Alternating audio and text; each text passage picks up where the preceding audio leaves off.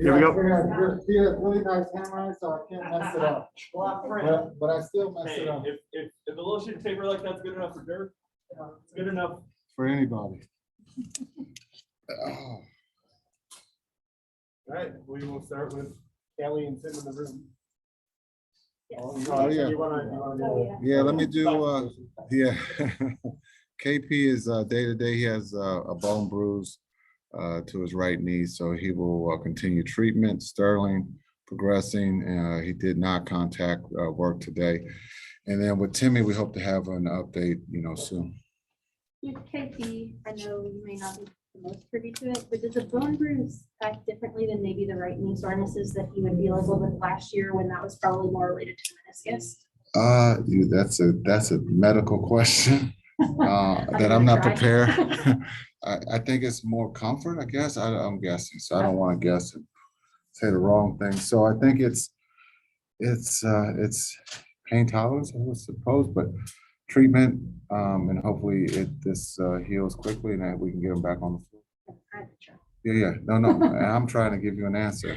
Very good. And when it comes to this period being kind of like the dog days of the NBA season, what is your tips or tricks for how you stay fresh and how you keep the guys fresh when it might be easy to try and look ahead towards the All-Star break? Well, I think you try to talk about it. You talk about it, and then I think one of the big things is we don't get a lot of practice time, so you use the practice, talk about details. One of the hardest things about practice is after a day off; those are the toughest. So today we tried to get them to talk and get organized, have them organize themselves offensively, and so it was a really good practice today. But you just try. You've been in this position before. People start scheduling trips to Turks, Caicos, Hawaii, wherever the sun may be, and so you just try to let them, understand they can do that, but also you have a job to do, and that's to finish the first half of the season. How do you focus? How do you get refocused defensively when you've had a couple of performances that slipped a little bit? Yeah, well, we talked about it today, and we really spent some time on it, getting back to the core of what we had been drilling, and so we went back to the beginning of the drills and just trying to take each step one position by itself and talk about helping each other. And that's the one thing we haven't been doing, is helping each other. We've kind of let guys just go one-on-one and hope that we get a stop. Yeah, and I feel like one of the big strengths and successes has been the rotation and the ability to rotate and the Xing and all that. And is there how much is that just mental buy-in, and how do you promote that if so? Yeah, I think the buy-in has been extremely high. You wouldn't go from where we started to where we are today. So one of the big things too is just sometimes mental fatigue. Guys are playing a lot of minutes and they're tired, and so you make some mental mistakes, and so we have to talk about that, and we have to clean it up, because if the way you're feeling, is going to be in that next season if we're lucky to get there, and we can't have those, right? And so this is a good time to go through that, talk about it, and how can we make how can we help you be better at that? Got a couple on Zoom. Eddie, go ahead. Hey, Jason, hoping February is as good to you as January was. And along those lines, you talked the other night about, like 10-game increments and little mileposts along the way in the season. Is that something you actually talk to players about? Is that more of a staff thing, or does it even get mentioned at all internally? It's mentioned throughout, not just staff, but with the players. There's 2 mile markers that are big right now: trade deadline and the All-Star break. And so guys can tend to start thinking about, am I staying, am I leaving? They're human, and they hear things, and so this is the time where the good teams that aren't making any trades tend to run off 5 or 6 games, and the teams that are worried about where they're staying for All-Star break or are they being traded tend to have some slippage. So we have to help them through this. because it's just natural to, if you hear something that you're gonna think that you could be traded, and as much as we say we don't, as athletes, we hear everything. So it's just that's the situation right now. And once we get past these 2 mile markers, then it's a sprint to the finish. How do you, sorry if I'm interrupting you, but how do you specifically approach that with players? It's a job, that's the small print that's on the contract that you sometimes don't read or skip over, is that there, you can be traded. But if you put your best foot forward and you're doing the right thing, 90% of the time you won't be traded. But there's always things that do take place that teams feel that they can get better, that happen, and that's just the nature of this job. We got another one on Zoom. Ian, go ahead. Hey, Jason, a question about defense and specifically shot blocking. When you have guys like Maxi and KP who have been some of the better shot blockers on the roster, how much of that is defensive scheme versus timing versus just instinct for knowing when guys are going to go up or cheating over to get the weak side block? And what do you see from that as a coach? Yeah, I think that's a great question, and I think it has to do with all the above. There's got to, scheme where they are positioned to help change shots. We don't always talk about block shots, but we talk about how can we change shots. And when you talk about KP and Maxi, they been able to change or block shots, which has helped our defense. But also the athletic ability that those two have. So I think when you look at scheme and the personnel of KP and Maxi, they can do those things, and that definitely helps the defense. All right, thanks, Jason. Thank you. Appreciate your time. Guys, thank you. Have a good day.